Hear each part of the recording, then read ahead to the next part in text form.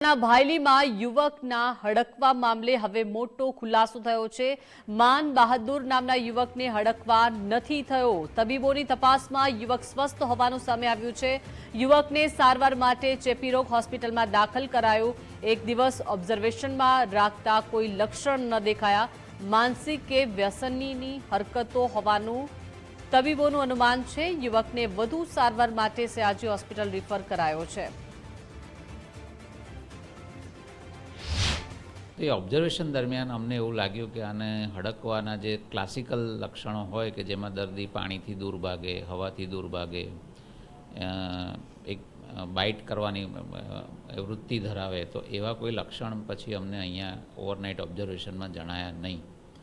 અને અમને એવો ડાઉટ લાગ્યો કે આને હડકવાની પણ બીજી કોઈક માનસિક તકલીફ હોઈ શકે કે મગજને લગતી કોઈ બીમારી હોઈ શકે।